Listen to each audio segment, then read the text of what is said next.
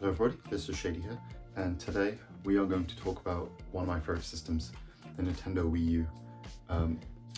A failed system, I know, but I still think it was awesome. And today we're going to talk about, what we're going to talk about specifically is the launch lineup and why I think it's actually one of the greatest launches ever, if not maybe the greatest launch of any console. Yeah, I think obviously we can debate whether this and the Dreamcast are better, but I think this, when you actually look at the titles, looking back anyway, they're kind of great really. The thing is, I think a lot of people, they, at the time anyway, a lot of these games were just kind of ports and blah blah blah, so people didn't really look back at it very fondly, but now, in the here and now, I think it's a pretty great launch lineup anyway. Obviously the Wii U was the successor to the Wii. Nintendo obviously with the Wii decided not to do the HD thing. They had what was essentially like a repurposed GameCube really.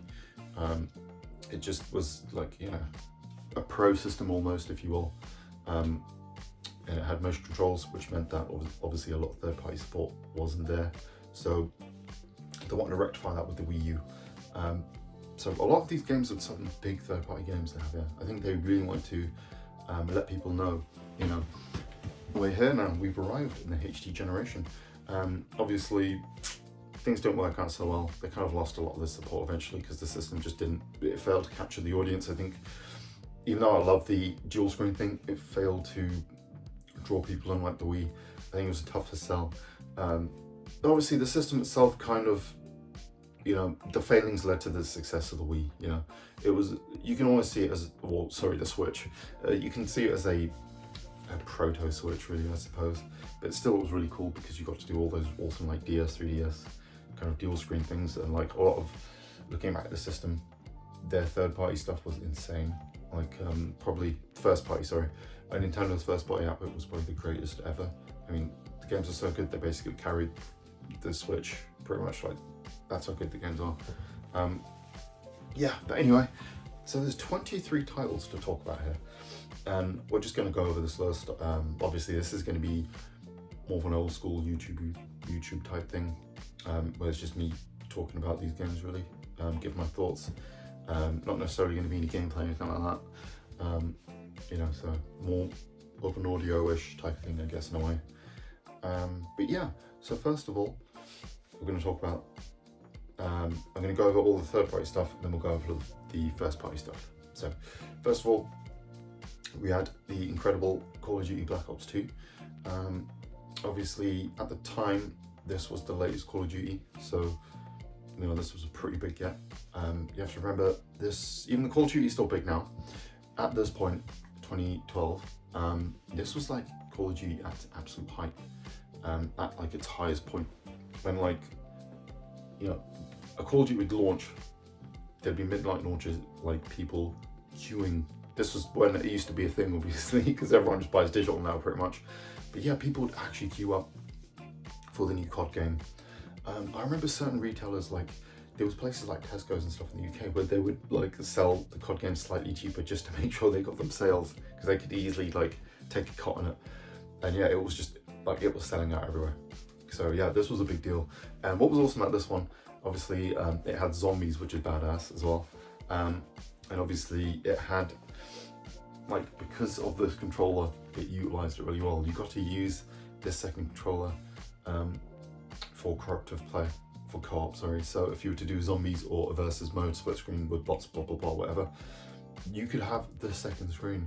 Like, a person could just have their own screen, the other person could be looking at the TV, then you don't have to worry about screen watching, you could just have a fun time. And also, one thing I really love is they actually gave you the option for the motion controls, just like the Wii Call of Duty games, which is cool. So it was like having, kind of the best of both worlds there. You could use the stand controller, the tablet, or the Wiimote and nunchuck, which is awesome. That's one thing I really liked about the Wii, where they or the Wii U, sorry, where those Wiimotes were still kind of brought forward and were still a controller you could use, which was really cool.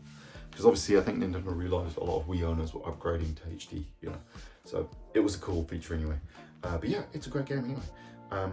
Next up, Skylander Giants. So it's probably people who don't remember what the hell this game was, right? So there was a kind of weird craze. This was basically Amiibos before Amiibos, really. Kind of, where basically you had this game called Skylanders, based off essentially like the Spyro universe, where you bought these toys, and you had this little portal, like this attachment that you connected to your console. You placed them on top of it, and they would come inside the game, and you use them. It was basically like a button mashery brawler type of game. A fun little game, you know, but obviously it was more of a kiddie type game, and you know, it was important to have a game like this on there. And yeah, this was just before, I think this was the last, second to last Skylanders game, because I feel like it was massive and then it just dropped off. And this was just before that, so it was a good game anyway, or a good get for Nintendo. Next up, Transformers Prime. This was just a pretty basic kind of, you know, kind of brawlerish type game with the Transformers. It wasn't anything incredible, but still a fun little game. You know, people love Transformers. Remember, this movie was coming out during the time of the movies. They were still popular. I think all of the movies did well anyway, so it was just obviously this was based off the TV show though. So yeah, so, you know, it was still alright. Nothing incredible, but still a fun game. You know, probably not the game I would have bought at launch, but still, I think Transformers fans are out there and it's something for them anyway. Next one I think a lot of people love, which is the Wipeout games. This is Wipeout 3. Obviously, Wipeout is like a racing game, but it's all about speed. And yeah, it's one of them where it takes a lot to get used to. But yeah, they're a lot of fun. Yeah, I remember playing the first couple anyway. And yeah, this one was just, you know, it was cool just to have those awesome HD graphics. I'm pretty sure, I might be wrong, but I feel like this actually was like a full 1080p game as well. I feel like it was. I'm pretty sure this one was on PS3 as well. And yeah, because obviously it's not like the most graphically intense game, it's more art design and stuff. Yeah, it just looks stunning anyway. Yeah, next up we had Epic Mickey 2. Epic Mickey was essentially, it was like this kind of Disney 3D kind of puzzle platformer type game. And yeah, it was a lot of fun. Cool art direction. This one, Power 2, from what I remember, was actually a co-op game. So, you know, it was really cool if you want to bring a buddy along to play it. Obviously, it was kind of, yeah, it was a bit disappointing because it really feels like these Epic Mickey games, as fun as they were, they definitely, you know, they weren't like amazing. They were kind of average-ish kind of platformers, but they just had really cool art direction anyway. Yeah, I think if you're a fan of Disney and stuff and Mickey, you'd have fun. So yeah, it was a cool game. I think it's I wouldn't quite call it a hidden gem, but it's one that is better than you probably remember, and it's definitely worth a try anyway. Next up, this one probably only I'm a fan of, because I know a lot of core gamers aren't as big fans of sports games, but obviously we had FIFA 13. This was cool. You know, the thing is, this ended up being the only kind of game that they got in the end. In terms of EA stuff, like FIFA and all that. They got one FIFA, one Madden. That was it, pretty much. Yeah, but it was a lot of fun though anyway. Obviously, you know, you have to be into football to really care about it, but it's still fun football sim. I mean, I love my FIFA. I basically buy it every year. I know I'm crazy, and there's a lot of like actual core gamers who don't do that. Typically, it's like you have the COD and Call of Duty guys, and you have people who play everything else or whatever. I'm actually someone who likes to play everything myself, so I really like this game. And what's really cool with this one is there's a lot of cool tablet implementation. So you can, like when you, there was the thing they added in these FIFAs where you could do these custom set plays. So, you know, you can have people run this way and run that way to create distractions and shoot. And this game allowed you to do all that on the tablet as well, kind of on the fly, which is really cool. But my favorite thing about doing with these FIFA games is the career mode and everything. So, so obviously the thing is, like I said, this is the only FIFA game on there. Like I said, there was also Madden as well. So if you're fans of those games, you've only got these ones. So yeah, you know, you can still update rosters and create new players and stuff if you want to, because I know there's a lot of people who like to do that sort of stuff, don't they? Where they'll just, instead of buying the latest one, they'll just update rosters. So, but yeah, fun game. Yeah, so next up, this is a massive one.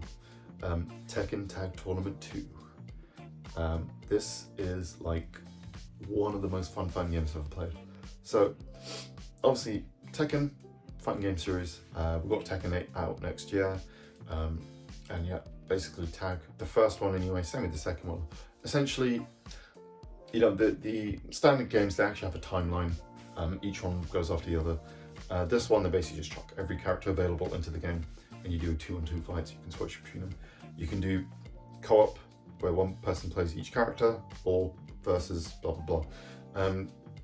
But what was really cool about this game, or this version of the game, it's kind of like the definitive one in a way, because you get all these like really cool Nintendo style costumes as well. So if you want to dress up like Heihachi in a Mario costume, you can in this version. It's up to you. Yeah, it's really cool. Also, this one actually did have online as well. I don't think that's available now, but yeah, it was cool because yeah, you know, that's where where these fighting games live, is fighting other people, right? There are some good single player modes in the game, but obviously, yeah, you want to be playing against other people. But yeah, Tekken Tag Tournament 2 is amazing. I can't remember if I bought it day one, but on the PS3 anyway, pretty much did, and like played hours into it. Yeah, the weird thing is, I barely played like Tekken 7, but yeah, I played the heck out of this one anyway. Yeah, it's great anyway. And hopefully maybe one day we'll get Tag Tournament 3. It'd be awesome. Next up, this is a really cool one. So Ninja Gaiden 3 Razor's Edge, or Ninja Gaiden 3 Razor's Edge. So Ninja Gaiden 3 was kind of like one of the worst games ever made. I bloody hate Ninja Gaiden 3. Okay, I'm just gonna tell you that, the base version anyway. You know, it's responsible for killing the franchise. And yeah, I hated it. But basically what happened, they wanted to give the game a second chance. So they essentially created a whole new version, an updated version of the game. And it was released exclusively on the Wii U at this point in time. It basically improved everything, added some new weapons. You got to play as a Yane. The combat was massively overhauled. A few new bosses and a lot of other cool stuff. Yeah, it turned it into actually an alright game. Still not as good as 1 and 2, but it's alright. It's good. I think it's worth playing. And obviously, yeah, it did later come to the other two platforms, PS3 and 360, but you know, you had it available on Wii U. And what was cool was the tablet implementation. Obviously, you can do off-screen play, that's just a standard feature with the console. But also, it let you had all the moves available in front of you, so you can see what you can do. Obviously, you can do menuing and stuff real time, which is cool if you care to do that. I think you could even press V and Nippon and that sort of stuff. Yeah, it's a great game anyway. You'd have a lot of fun with it. Also, it has one of the most important features, which is when you're playing as the Yane, if you you know, waggle the controller, you can see all those jiggle physics. Yeah, very weird feature. One really funny thing, right, is I think when this was like a Japanese ad for Ninja Gaiden 2 Sigma, and it was just dudes like rocking the controller back and forth, watching the ladies, you know, bits jiggle. And yeah, I don't know, it's a weird, creepy thing for some reason they added in the game. But yeah, cool game anyway. Next up, we've got to talk about the kind of party-ish games. We had one called Sing Party. Obviously this was like a Sing style sort of a game. Or I can't remember what the Xbox One was called, like Lips or something. This was basically like the Wii's version of it. Yeah, this wasn't actually done by Nintendo though. I think it was the third-party game. You got the mic controller, and then you basically just sing along to songs, you know. Fun little party game. Again, not my cup of tea, but still good variety. You know, you got your casual stuff. Because you have to remember, this was the height of, or still within that time where casual gaming was a big thing. You know, there was this was before that audience kind of really pushed into the mobile stuff, or during that transition, so they still want to capitalize on that in the console space. So yeah, still fun little game, you know, but it's really, it's one of them games where obviously you want to play with other people, and it says in the name party, so it's a party game. Next up, this is a really cool one, Sonic and All Stars Racing Transformed. This was basically the sequel to the first Sonic Racing game, from what I remember. I think that was just Sonic All Star Racing. And this one's really cool because you get like all the Sega cool Sega characters. So you can have like Ryu, Hayabusa, and like a couple other cool characters. I'm pretty sure this is the one where they added like Wreck-It Ralph or something. They had a few non-Sega characters, or I might be thinking wrong, but it is a fun game. It's actually like, it's kind of crazy because they didn't have Mario Kart launch, but they had the Sega like competitive knockoff version, but it's still really solid though. It's a good game. The Sonic Racing games are actually good. You know, I know a lot of these Mario Kart clones aren't great, but this one was actually good. It was available in everything as well. Yeah, and it's just a solid version of the game. So yeah, great game. Obviously, you know, the Wii U does have Mario Kart 8 Deluxe, or Mario Kart 8 just standard version, which is amazing. And that's probably the game you're going to get if you want Kart Racer. But you can't go wrong with this one, especially if you're a Sega fan, you know. Next up, Warriors Orochi 3 Hyper. So Warriors Orochi, obviously, if you know what the Musha games are, you've got Dynasty Warriors, you've got Samurai Warriors. This is basically a mashup of the two, Warriors Orochi. And obviously Hyper is just like an updated version, really. It's like a definitive edition, if you will. This one I really like, you know, because you just have so much content there. Musha games are very good, just time sync type of games. They're not like the most kind of, they're not the deepest games, but they never claim to be. So, you know, and yeah, this one is just really solid. I think if you're a fan of Musha games, it's definitely worth your time. Pick it up, it's great in my opinion. Yeah, and then obviously I'm looking down because I'm like reading a list, by the way, just so you know, so I keep looking away, just, and it's pretty obvious anyway, but yeah. Yeah, next up, Darksiders 2. So, Darksiders is this like series of games, unfortunately short-lived, where you play as the 4 Horsemen of the Apocalypse. Part 1, I think it was War or something, wasn't it? Yeah. And then I can't remember who's in part 2. It completely slipped my mind. But the thing is, the first one was at the end of the apocalypse, and then like the other ones are meant to be sequels. But the problem is we only got 3 of them. So I'm pretty sure in part 2 we play as I think it's Death, or one of them. It's like Death, War, Pestilence, and another one. But this second one, they're all slightly different types of games. So the first one's almost like a Zelda-esque kind of dungeon-y type game. It's kind of God of War meets Zelda, basically. And then this second one is more of a traditional kind of hack and slashy type of game anyway. A lot of fun anyway. And yeah, this one kind of didn't really, I'm pretty sure you can get decently cheap as well. Because obviously it's available on other platforms and stuff. So, and strangely enough, if I remember correctly, like the first Darkstalkers later, or Darksiders, sorry, not Darkstalkers, eventually did get a port like late on the Wii U. It was like one of the final big releases on the Wii U, and I want to say that that's kind of a bit more up there in price. But you're gonna have a lot of fun with Darksiders anyway. It's a really good game, a solid little hack and slash game. Nothing like groundbreaking, but still decent game. And like I said, you know, a great variety of games so far. Like we haven't even finished the list yet, and got most of the bases covered here in terms of games. And I think that's the main thing you don't get with a lot of other launchers. So, but next up, yeah, we actually did have a few games from Ubisoft. They were actually like one of the best in terms of supporting the Wii U. And yeah, they actually continued on when other third parties left. So one of the first games to talk about was Assassin's Creed 3. I know this is kind of the one that not as many people remember so fondly, but it's a decent game. This one is actually set in America during the I can't remember what you call it. I want to call it like Prospector time, so I don't think it is at all.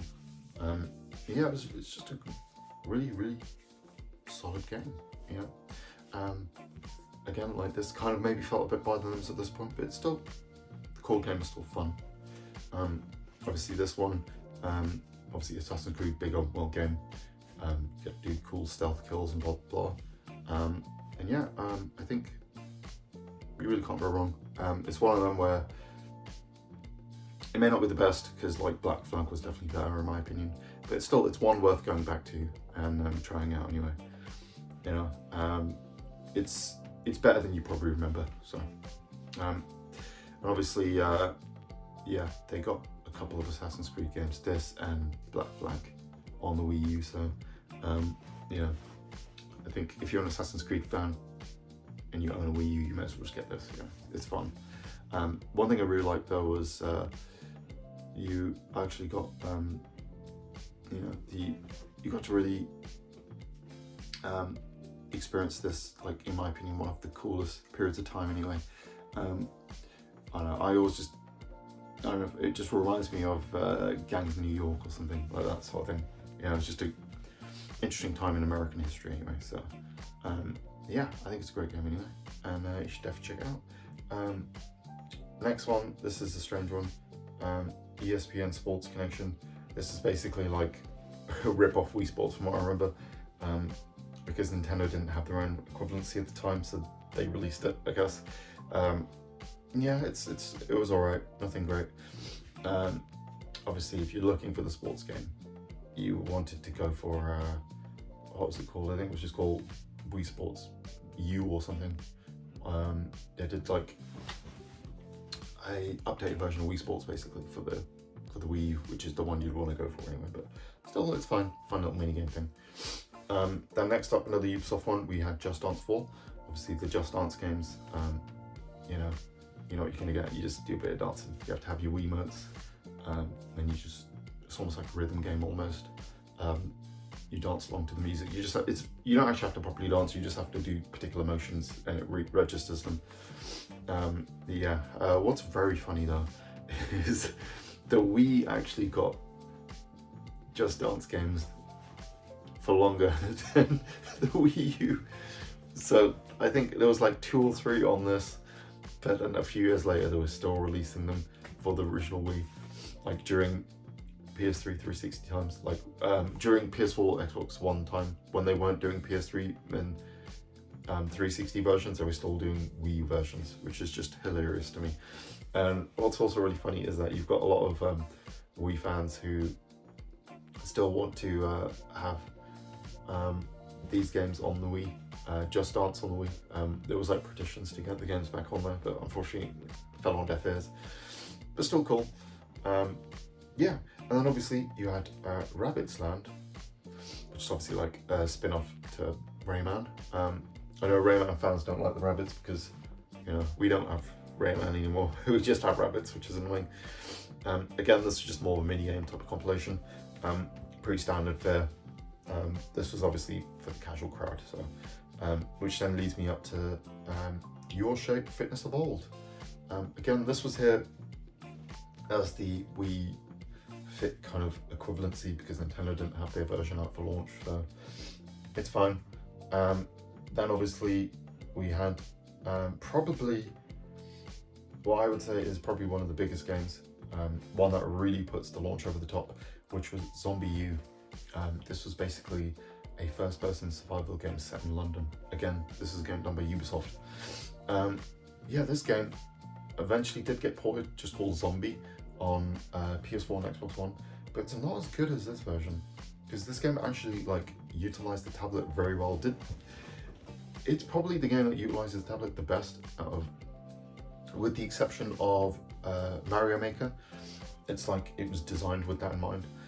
So basically how it works is you play as a survivor, you kind of go around town looking for resources, and then as you're exploring, like when you scavenge corpses, you actually have to look down at the tablet and like get your resources, but the game is actually still going on the screen, and you still have to keep an eye. So it adds this great tension. Also, when you die, if I remember correctly, you switch over to other characters, and then your corpse can come back to life, and you can scavenge your own corpse, which is really cool. Yeah, a really fun little first-person survival game. And then if I remember correctly, it had like a decent multiplayer mode as well, like a kind of a horde mode type of thing. Yeah, just a solid game. Actually, like much better than you remember. You know, if you haven't played the game, like if you're getting a Wii U, I would suggest this be one of the first games you pick up, because it's the one that does the best job at showing the benefits of the gamepad. Yeah, the problem with the issue is though, you know, with the Wii U is that not enough games really took advantage of it. Obviously because it just didn't do well enough. It's like one of the worst selling consoles of all time, I think. Nintendo's worst anyway. Obviously, if you include handhelds, the Virtual Boy did worse, obviously. Yeah, but this is one of those few games that actually does a good job at it. Okay, next up, we had Scribblenauts Unlimited. Yeah, a really fun game. Yeah, obviously cool 2D platform type of game.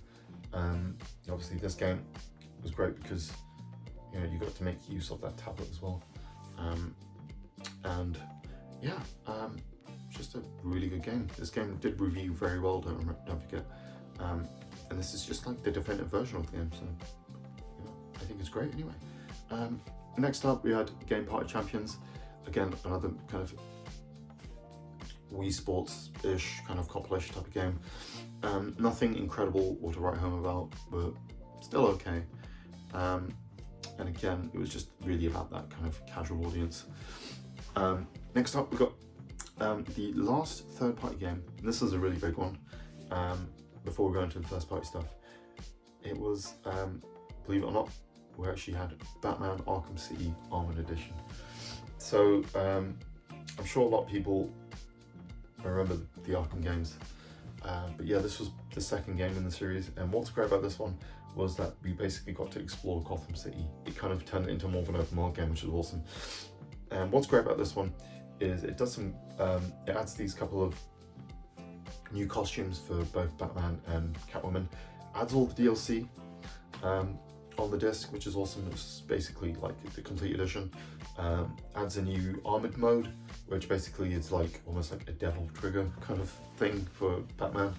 Makes him, I think he can basically like instantly KO enemies when he uses it or something like that. And also has some really cool integration with the tablet, which is cool. It essentially works like Batman's little wrist strap thing, where you can use it to, you know, for your map, doing some detective work and stuff like that.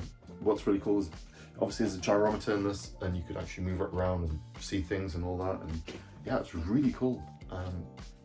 It's just a solid game. Performance isn't quite as good as obviously, you know, the other two versions. Not that it was great on those versions, PS3 and 360, but still it's fine. And yeah, it's a really good game. It might be one of the greatest sequels ever made, possibly, you know. Yeah, those, I personally, for me, it's probably my favourite out of all the Arkham games anyway. Obviously, I'm sure a lot of people have different opinions on that. But yeah, it's really good. And yeah, maybe one day we'll get another one of these games after DC are done with all the like silly kind of live service nonsense. Yeah, after Gotham Knights, I think we need another Arkham game, don't we really? Okay, now we have 2 games left. Both of the big first-party titles for Nintendo. So, first of all, obviously, we have the incredible Nintendo Land. So this was basically the Wii U's answer to Wii Sports. I've said that like a few times already about Wii Sports, but yeah, this was basically their kind of like tech demo, explaining everything that this tablet can do. So basically, if you got the deluxe version of the system, which I think was like 300 quid or something like that, a bit more expensive, you basically paid an extra 50 quid, and then you basically got, there you got this version of the system, which had 32 gigabytes. At the basic set, they had 8 of internal memory, that is. Yeah, it came in a cool black color. You got this like stand as well for the gamepad, and you got Nintendo Land, like a few kind of cool extra bells and whistles for just 50 quid. And obviously, if you got the basic set, you had to buy Nintendo Land separately. So yeah, it's a really awesome game. It's essentially the plot is you're at a Nintendo themed, you're at a Nintendo theme park, and there's a bunch of different games involving different Nintendo properties, and you use the tablet controller, or the gamepad, sorry, and even Wiimote Nunchuck as well for some things as well, and it's really fun. So, for example, you know, you got a game where you play as Link. It's kind of like you're just taking out these enemies. Someone use the Wiimote and they can attack with the sword. Someone uses the tablet and it works as the shield, and you kind of have to work together. It's a lot of fun.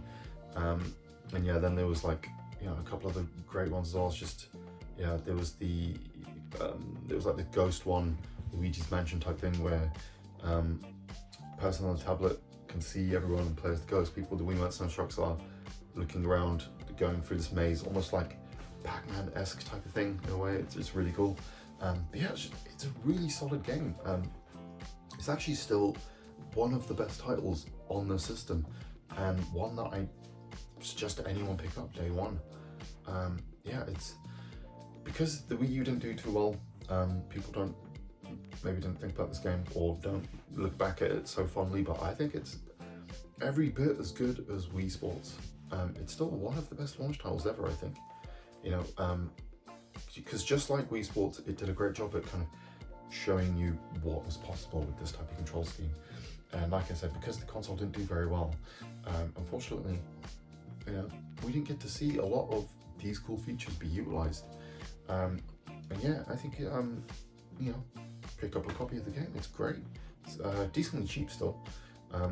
You know, more than likely it's going to be one of the games you'll find in a bundle of Wii U games anyway. So, and then finally, obviously, there had to be a Mario game. Typically with Nintendo systems, they either launch with a Mario game or Zelda game, pretty much. And obviously this time it was a Mario game. And that is New Super Mario Bros. U. Probably not the game everyone was expecting day one with the...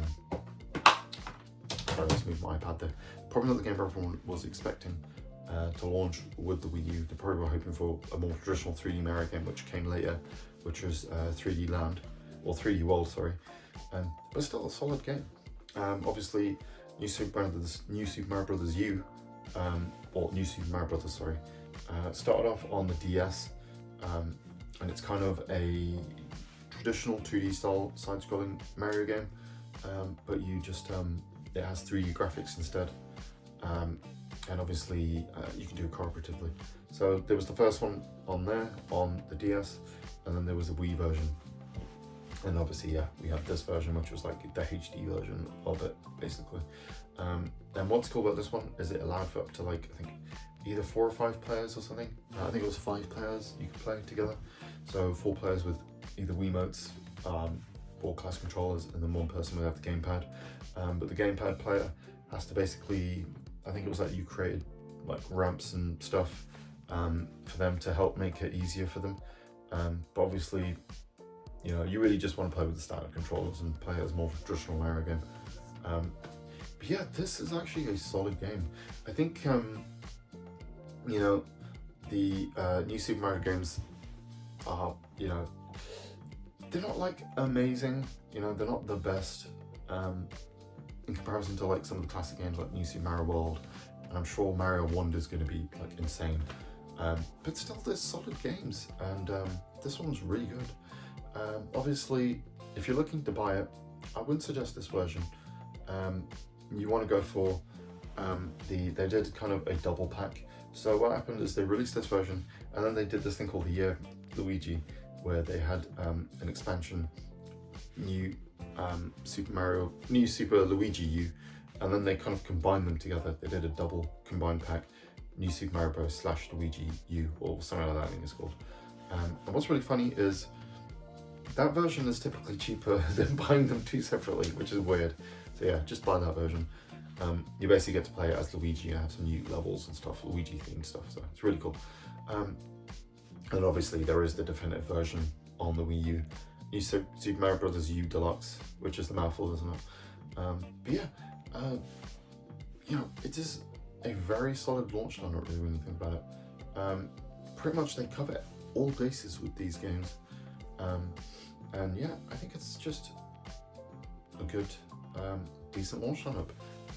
You know, I'm thinking about, you know, there's other launches I think have probably better individual games, but this one just has a good kind of big amount of games anyway. You know, it just casts a wider net, I think. It kind of reminds me a bit of like the PS2's launch in a way, where there's a couple of good games there, but overall, you know, I think people kind of forgot how good these games were anyway. There's a lot of solid games that I think are worth trying, you know, and I just kind of want to get the word out there, really, because I'm like a huge fan of the Wii U, and I know there's other people out there who are too, and I'm sure you guys would love it. So anyway, hope you have a great rest of your day, and enjoy this video, and hopefully I'll catch you in the next one. Have a great day.